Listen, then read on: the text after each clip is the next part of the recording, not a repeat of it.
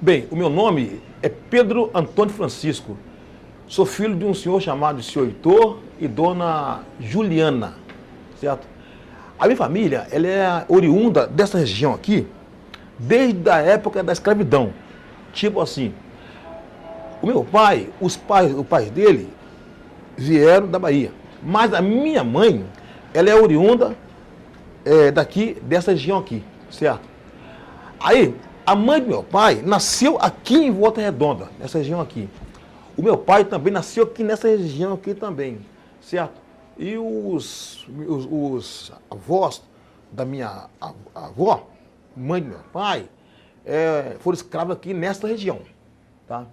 Já eu, atualmente, eu estou já na altura dos meus 57 anos de idade e alguns meses, tá? Também nascido aqui, nessa região, aqui em Volta Redonda, tá? Mas eu sou mais conhecido como Mestre Pedrão da Capoeira, tá?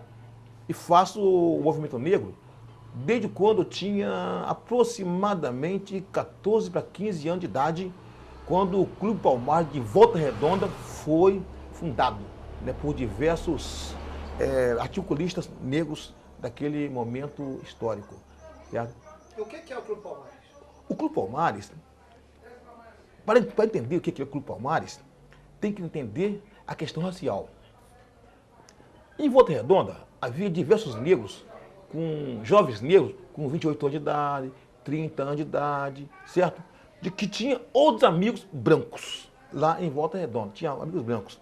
Aí, aos sábados, eles tomavam sua cervejinha, naturalmente, mas dava 11 horas. Os amigos brancos, o que eles faziam? Eles iam para o clube dos funcionários em Volta Redonda, eles iam para o clube Umuarama de Volta Redonda, iam para assim, o Aeroclube de Volta Redonda e outros clubes, certo? E os negros tinham que ir para casa. Porque, pura e simplesmente, esses clubes proibiam que negro fosse sócio. Por isso, esses jovens negros resolveram fundar um clube social voltado para o negro, certo? Aí, então, começaram assim a gestar, a conversar sobre assim, a fundação de um clube próprio, né? Até que no dia 31 de janeiro de 1965, certo? Foi fundado o Clube Palmares, tá? E para dar assim uma força moral, tá, a esse clube, foi convidado negros, tá? Já proeminentes, tipo assim, alguns negros de que eram, tipo assim, encarregados geral na CCN, inclusive meu pai, o senhor Heitor, ele era encarregado geral na CCN. Convidaram o senhor Lúcio, certo, de que naquela época, certo, já tinha sido vereador por Volta Redonda, entendeu? Né? Convidaram o Sobalbino, certo, de que naquele momento histórico ele era empreiteiro, ele era negro e era dono de empreiteiro, ele é dono de empreiteira, tá? Então, esses eram assim, são pessoas, e mais outras pessoas de mais idade, entendeu? Aí fundou-se o Clube Palmares e começou a fazer uma série de atividades, né? Aí o Clube Palmares, ele foi fundado com um tripé, com o seguinte tripé, para o negro. O negro tinha que se vestir bem, certo? Tinha que se portar bem e tinha que estudar. Em cima desse tripé que foi assim fundado e foi levado adiante o Clube Palmares. Aí o Clube Palmares, ele deu assim a sua continuidade, assim, aí de 65 chegou até a década de 70. Aí em 70 estava assim todo aquele burburinho sobre a questão dos direitos civis americanos. Aí então, havia aqui em Volta Redonda um grupo de jovens que naquele momento histórico estavam com seus 20 anos, 22 anos, 23, 24 anos, assim, entendeu? Começaram a fazer o movimento negro em Volta Redonda como? Nos moldes do movimento negro americano. Separatista mesmo, branco para lá e negro para cá. Era assim, entendeu? Então, Mas resolveram chegar à seguinte conclusão, de que para ter sim, maior força nesse movimento, teria que estar dentro de uma entidade negra já formada. Qual entidade negra naquele momento já formada? Era quem? Era o Clube Palmares, que já estava já há alguns anos já em atividades. Aí, então esse pessoal foram lá para Palmares, certo?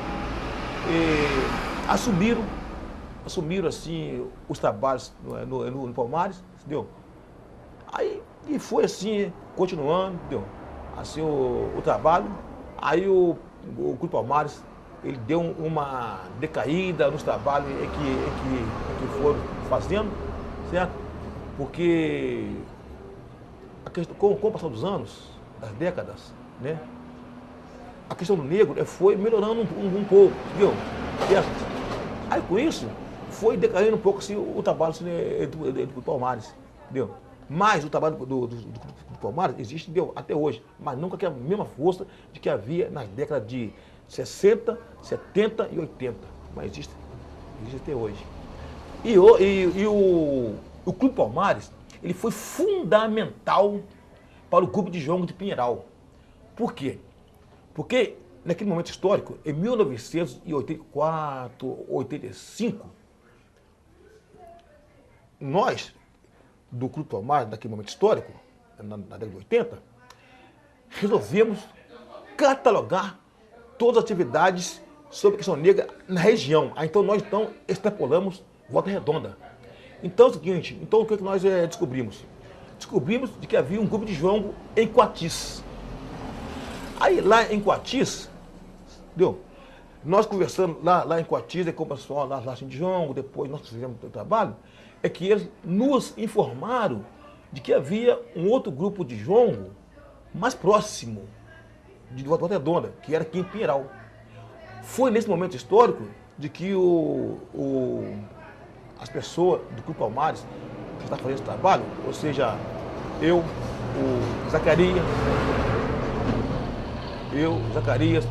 Paulinho Batatinha, o Sérgio Bri, o Carinho Gagunga, viemos aqui em Pinheiral, conhecemos a Fatinha e a família dela e descobrimos a questão do jongo e a questão do casarão. Aí nós descobrimos de que o jongo aqui já existia desde o momento histórico em que o primeiro negro colocou os pés aqui em Pinheiral. Isso é mais ou menos em 1700 e pouco, né? Certo? Então o jongo já existe aqui desde aquela época. Só que as pessoas daqui de Pinheiral, eles faziam o jongo muito assim, mas eles não tinham percepção de que era muito importante, mais importante do que eles imaginavam, certo? Aí então a partir daí, da década de 80, é que o jongo de Pinheiral passou assim a atuar em termos políticos, assim, politicamente, além de trabalhar o jongo culturalmente, passou a trabalhar politicamente. Isso a partir desse trabalho do pessoal do Clube Palmares que veio aqui e tomou essa ciência. Olha só, sobre o senhor jongo, eu confesso de que antes de ir em Coatis e conhecer o jongo lá, e depois vir aqui a Pinheiral, eu nunca tinha ouvido falar em jongo. Só nesse momento histórico, na década de 80, certo? Através desse trabalho de resgate das questões, das culturas negras do Clube Palmares, é que eu passei a conhecer o jongo. Só que eu gostei tanto do jongo, certo? De que eu passei a fazer parte do grupo de jongo do Pinheiral. Passei a ser dançarino do grupo de jongo do Pinheiral. Então, desde aquele momento histórico, eu passei a ser dançarino e estou até hoje e vou estar até enquanto eu puder, até quando Deus me permitir. A sua família não dançava jongo? Não. A minha mãe já faleceu já há uns 26 anos já, meu pai há 30 e poucos anos, eles dançavam jongo também, entendeu? Porque vários pontos de curimba, ponto de macumba, né, em que eles cantavam, era ponto de jongo, entendeu? Só que eu só vim a perceber isso depois que eu passei a conhecer o jongo, entendeu? Aí nesse meio tempo, meu pai e minha mãe já tinham falecido já, entendeu? Então é o seguinte, aí que eu percebi de que o jongo e a curimba, certo? São São duas culturas negras correlatas. Entendeu?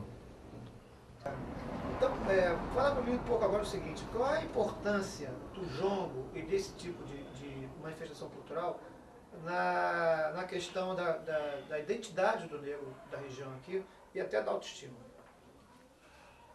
Olha só de saber de que o jongo é uma manifestação cultural negra que está aqui, desde quando o negro colocou aqui os primeiros passos, em 1700 e pouco, já aumenta tremendamente a autoestima. Por quê? Vamos comparar assim o jongo, a dança do jongo, com o calypso. Pô, o calypso é uma dança que deve ter no máximo 100 anos. Certo? Vamos comparar assim a dança do jongo com o rock. O rock deve ter no máximo uns 50 anos. Tá? Certo?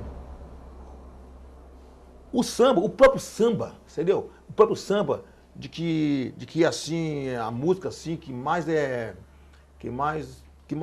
o nome do Brasil aí assim é para o exterior. O samba não é nada mais, nada menos do que um dos filhos do jongo, certo? Ele surgiu do jongo, ou caxambu, não importa assim o nome, certo? Então, só de saber de que o jongo é uma dança de que está aí desde o momento, daquele momento histórico, 1700 e pouco, até agora, vivo, e eu, hoje, em 2007, eu estou assim falando nele ainda, então é muito importante, repetindo, para a autoestima do negro e para a cultura brasileira e para a cultura daqui de Pinheiral e da região sul-fluminense como um todo. E você acha que agora com essas questões das políticas de reparação, fala um pouco sobre isso. Quer dizer, o que você acha das políticas de reparação que estão sendo criadas agora pelo governo Lula, estão sendo implementadas via o Ministério da Cultura? A política de reparação, ela não foi criada pelo governo Lula, certo? O governo Lula é um governo que teve coragem de estar implementando essas políticas de reparações. Mas, enfim, o que é reparação? No meu entender, reparação está bem claro no português. Reparar. Mas reparar o quê? Não é reparar de olhar, não. Reparar um mal feito no passado. Exemplo. Se no passado a pessoa negra, homem ou mulher negro, tiveram um momento, certo, de séculos, sendo escravizados. Momento esse em que o homem negro, a mulher negra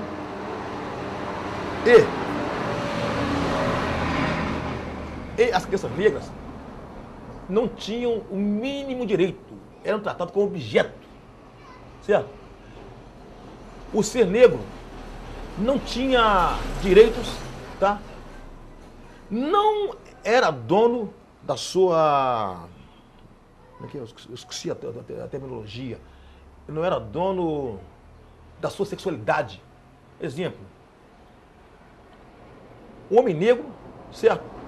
O homem negro, de que não era homossexual, mas eram usados pelos homens donos dele lá. E tinham que ceder, senão eram mortos. Isso está escrito em vários livros em que eu pesquisei. Entendeu?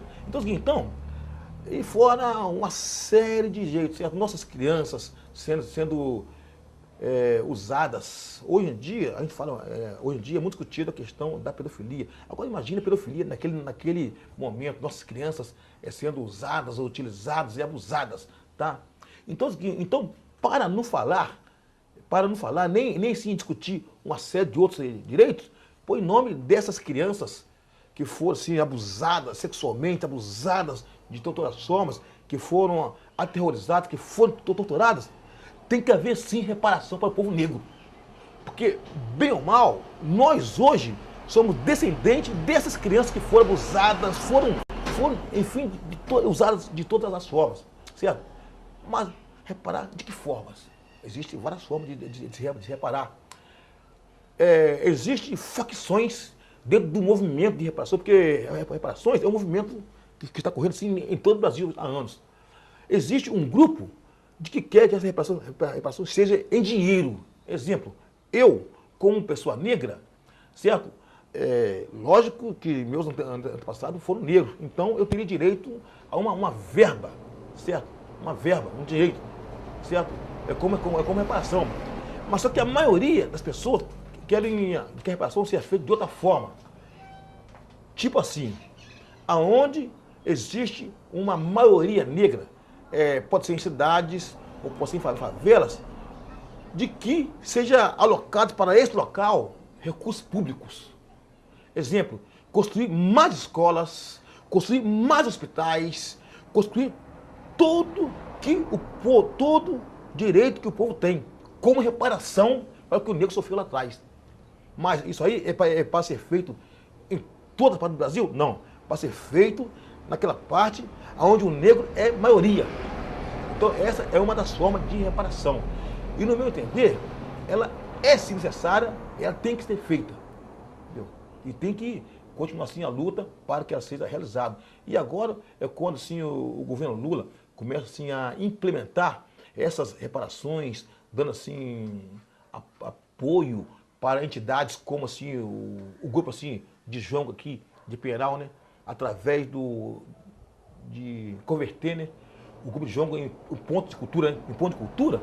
Então, no meu entender, isso é também uma forma de fazer reparação. É um reconhecimento de que esse trabalho do grupo de Jongo de Peral, ele é válido, ele é sim importante para a comunidade negra como um todo.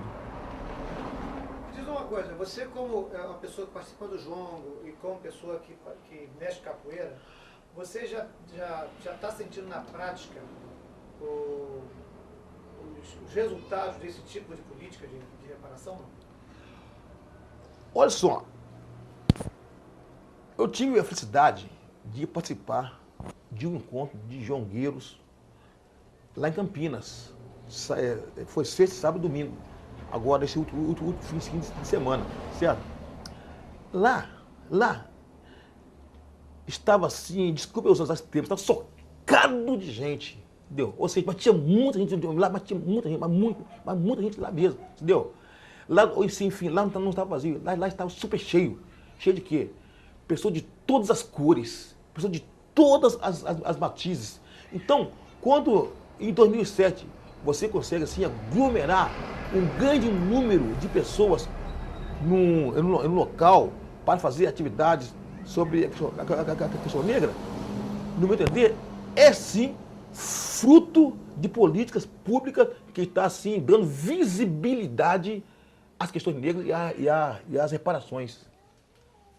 E por que você acha que ainda é um ponto negativo nessa política toda, nessa questão da questão da reparação? O que ainda não foi atendido? O que falta atender? Você essa separação, o que seria positivo, o que seria negativo? Olha só, quando se fala em reparação, não tem nada negativo. É tudo positivo. Se for pequenininho, pai, é positivo. Se for enorme, é sempre positivo. Então em reparação, para o negro, para a população negra, não tem nada de negativo. Então é sim só puramente positivo. Pelo menos eu penso assim. Entendeu? Não, às vezes a pessoa fala assim, o Lula, ele tá entendeu? Fazendo pouco, ele podia fazer mais. Pô, isso aí é um ponto negativo. Eu não vejo isso como ponto negativo. Não vejo, tá? Porque é melhor a pessoa fazer um pouquinho de cada vez do que não fazer nunca, igualzinho os outros governos não fizeram. Alguma coisa que você acha que é importante, que não foi abordado?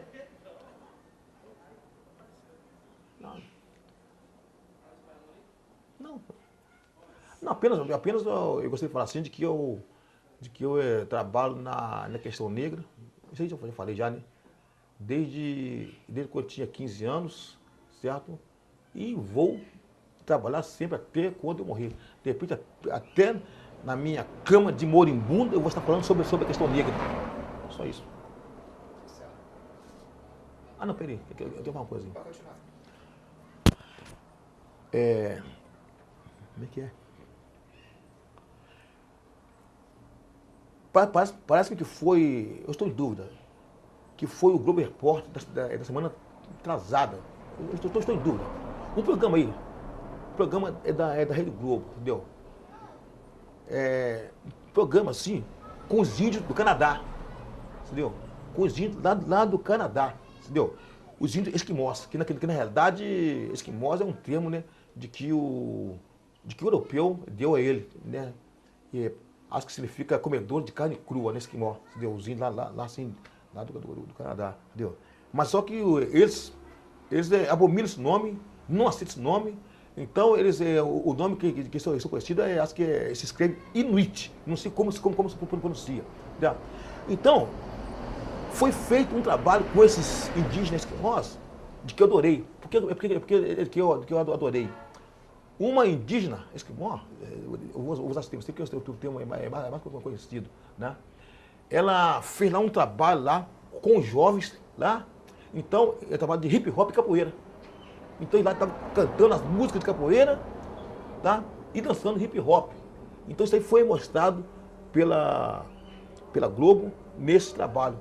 Então eu gostei. Porque quando se mostra índios dançando capoeira, o que é isso? Isso é positivo para o negro e para as questões negras. Porque não tem como desvincular a capoeira das questões negras como todo no mundo. É isso.